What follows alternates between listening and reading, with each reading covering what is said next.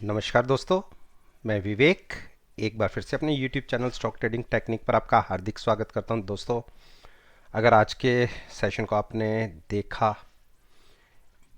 Nifty ने तकरीबन all time high के ऊपर क्लोजिंग दी है और जिस टाइम मैं ये वीडियो रिकॉर्ड कर रहा हूं, निफ्टी फ्यूचर्स 13,176 पर ट्रेड कर रहा है। यानी जहां आज की क्लोजिंग रही वहां से भी तकरीबन 40 पॉइंट ऊपर। अब देखते हैं कि कल की क्या पॉसिबिलिटी बनती है। मैं 2 दिसंबर की बात कर रहा हूं। देखिए, जैसे मैं पिछले 10-12 दिन की बात करूं, पिछले 10-12 ट्रेडिंग सेशन की, तो मैंने ये जो ब्लू लाइन ड्रॉ की हुई है, ये पिछले 3 महीने के निफ्टीज के हाई थे। इस ट्रेंड लाइन को पीछे से अगर देखेंगे तो, और जब पहले दिन 11 नवंबर को निफ्टी ने इस ट्रेंड लाइन को छुआ, उस टाइम प्राइस था 12,470। लगातार अगर 11 नवंबर से देखें तो निफ्टी इसी ट्रेंड लाइन के दायरे के आसपास घूम रहा है।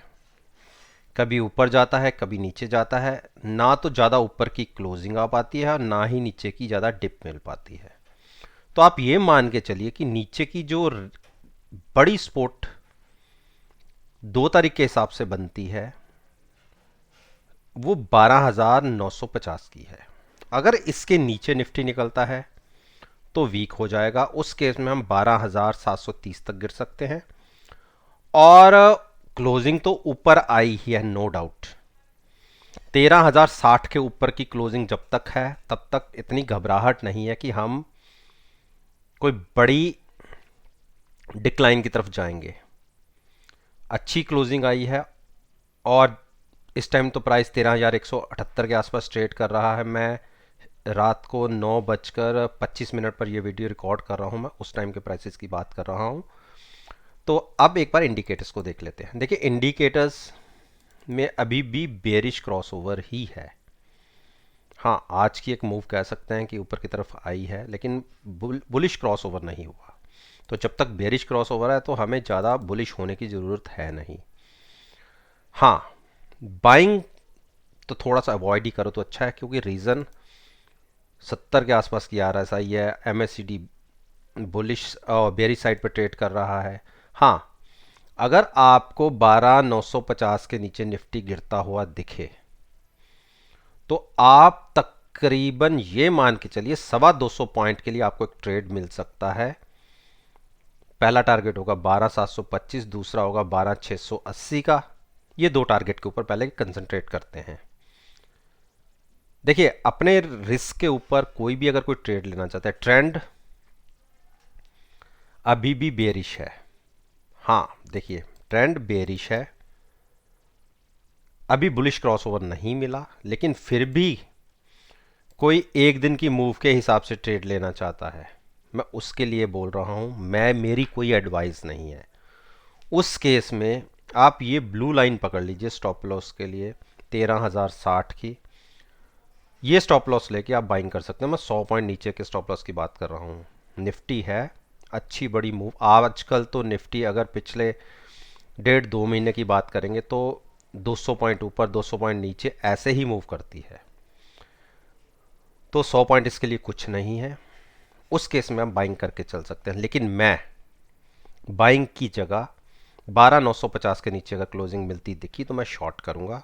उस केस में मैं कॉल साथ में जरूर बाय करूंगा 12,950 वाली। तब तक मैं साइड होके बैठूंगा, अभी प्लस नहीं करूंगा। ऐसे ही बात करते हैं हम बैंक निफ्टी। देखिए, बैंक निफ्टी जैसे इसने 9 दिन की मूविंग एवरेज 24,296, ये 2 नवंबर का एक प्राइस था। यहां से जब इसने ऊपर मूव किया तो वन वे तेजी दिखी।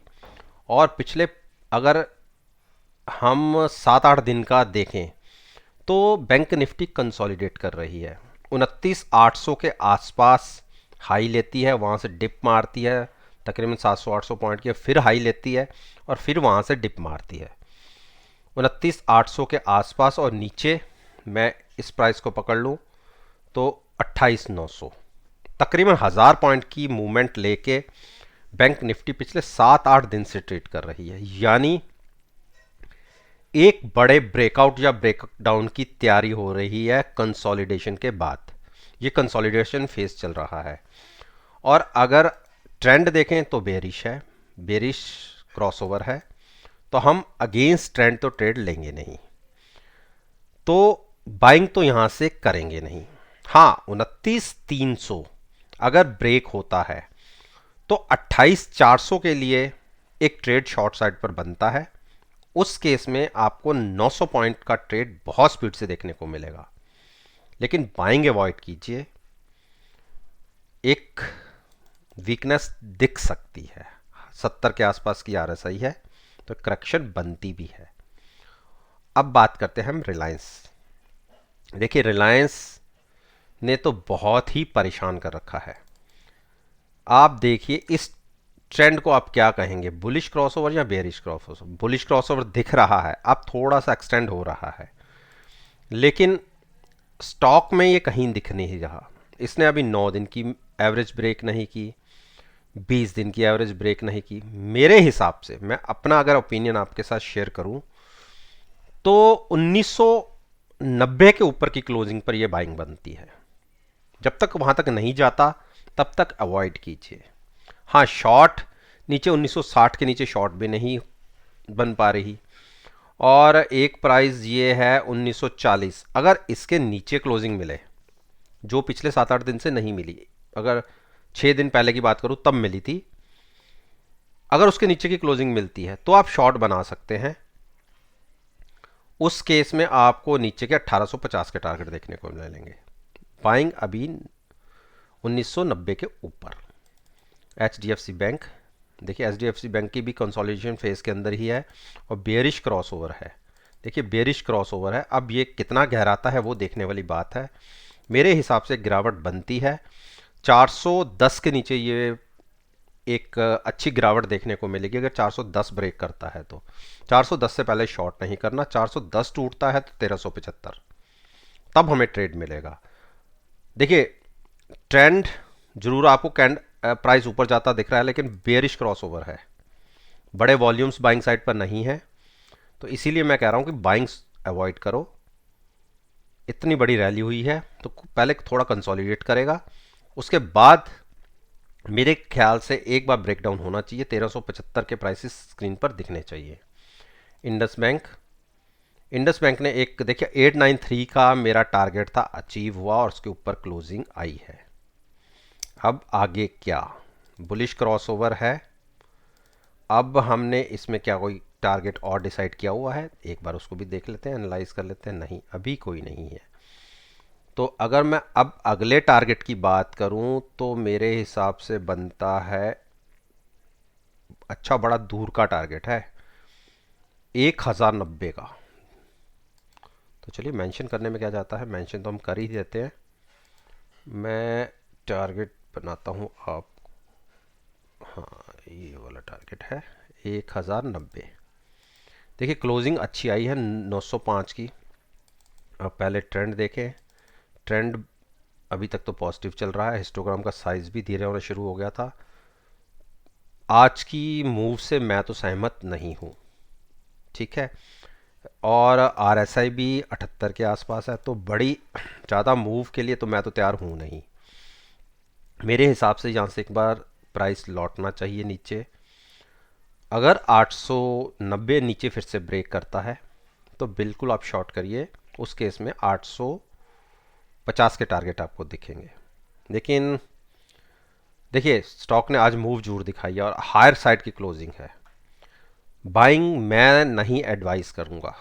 हायर साइड पर है, 77-78 की आरएसआई है, लेकिन फिर भी कोई बाइंग में ही बैठना चाहता है जिसको शॉर्ट की आदत ही नहीं है, तो वो 890 के स्टॉप लॉस के साथ अगर पॉजिटिव साइड पर ओपनिंग मिलती है तो ही बाइंग करिए। अगर नीचे ओपन होते हैं तो बिल्कुल बाइंग मत कीजिए, लेकिन मैं एडवाइस बाइंग की तरफ नहीं करूंगा। एच डी एफ की अच्छी क्लोजिंग आई है, बहुत अच्छी क्लोजिंग आई है, और क्लोजिंग अच्छी है लेकिन क्रॉसओवर नीचे से नहीं है। आप देखिए अभी भी बेरिश है, तो मैं बाइंग तो नहीं करूंगा, मैं साइडवेज होकर बैठूंगा और जब तक मुझे क्रॉस ओवर नहीं दिखेगा मैं बाइंग नहीं करूँगा। और शॉर्ट भी बनेगी 2200 के नीचे, उससे पहले शॉर्ट भी नहीं। तो लॉन्ग किसी ने अगर अपने रिस्क पे लेनी है तो उसके लिए मैं स्टॉप लॉस जरूर बता सकता हूँ, 2260 का स्टॉप लॉस। तो आप बाइंग करके चलिए। अदर पहले आपको देखना होगा कि कल अगर हम ऊपर खोलते हैं तो ही बाइंग करिएगा। नीचे अगर 1 रुपया नीचे भी खुले तो बाइंग बिल्कुल मत करिए, साइड होके बैठिएगा। ये HDFC है, एक एक ही दिन में 200 पॉइंट नीचे और 200 पॉइंट ऊपर की भी मूवमेंट दिखा सकता है। तो ट्रैप मत होइएगा। कोई भी पोजीशन बनाइएगा तो बिना हैजिंग के मत बनाइएगा, और कभी भी ऑप्शन केवल बाइंग और सेल करके मत ट्रेड लीजिए। कोटक महिंद्रा बैंक में गिरावट बनती दिख रही है। अब ये स्टॉक ने थकना शुरू कर दिया है और देखिए बेरिश क्रॉसओवर भी मिल चुका है। तो मैं आपको एक प्राइस बता देता हूं, 1850 ब्रेक होकर ट्रेड करना शुरू करें कम से कम 15 से 20 मिनट, तो आपको 1805 का टारगेट दिखेगा स्क्रीन के ऊपर। अगर 1805 पर नहीं संभला तो 1775, और अगर 1775 टूट गया क्लोजिंग बेसिस पे तो आप 150 पॉइंट की फॉल देखेंगे इसके अंदर। बाइंग अवॉइड करो। शॉर्ट के लिए हमें पहले हमारे टारगेट्स मिले कि कहाँ हमें शॉर्ट करना है, तब हम शॉर्ट बनाएंगे।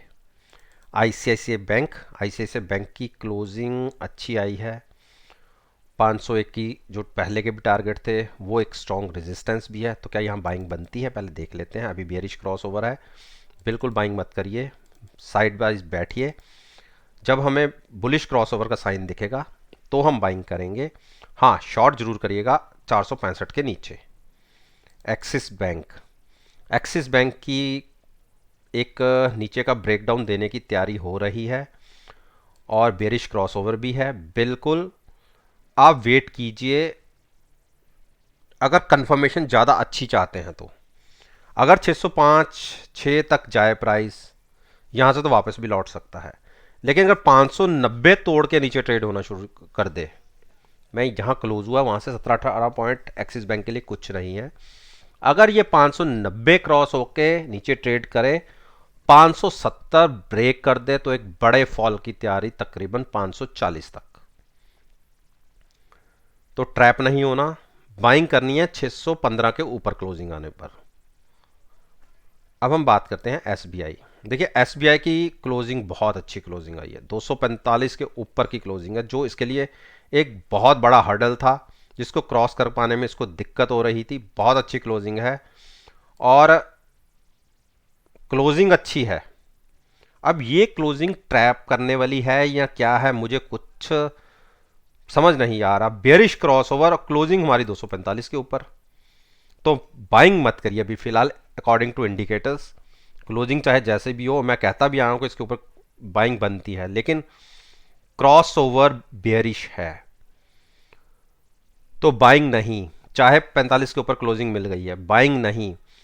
242 के नीचे अगर क्लोजिंग आ जाती है, किसी की कारणवश अगर मार्केट में करेक्शन आती है, 242 तोड़ता है तो सेलिंग जरूर बनेगी। उस केस में टारगेट होगा 231। बाइंग नहीं, चाहे मैंने अपनी पिछली वीडियो में भी कहा कि 245 के ऊपर बाइंग है, लेकिन सिग्नल इंडिकेटर के थ्रू हमें जो मिला है वो बेरिश साइड का है, इसीलिए मैं आपको कह रहा हूं। तो दोस्तों, मैंने आपके साथ निफ्टी और बैंक निफ्टी के ऊपर अपना ओपिनियन शेयर किया है, और बैंक निफ्टी के जो अच्छे कंपोनेंट्स हैं, जो अच्छी वेटेज रखते हैं निफ्टी और बैंक निफ्टी दोनों के अंदर। और मेरा मानना है कि अगर आप कल के ट्रेडिंग सेशन में मेरी इस वीडियो को इन पर्टिकुलर स्टॉक्स के साथ एनालाइज करेंगे, और मेरा यकीन मानिए आपको बहुत अच्छे रिजल्ट्स देखने को मिलेंगे। अगर आप समझते हैं कि आपको वीडियो अच्छी लगी है तो लाइक कीजिए, शेयर कीजिए, और मेरे YouTube चैनल पर मेरे साथ जुड़िए, सब्सक्राइब कीजिए, और साथ में बेल आइकन भी प्रेस कीजिएगा ताकि नोटिफिकेशन टाइम से आप तक डिलीवर हो सके। इसी बात के साथ मैं आपसे विदा लेता हूं और एक नई वीडियो के साथ फिर से आपके सामने आऊंगा। तब तक के लिए धन्यवाद।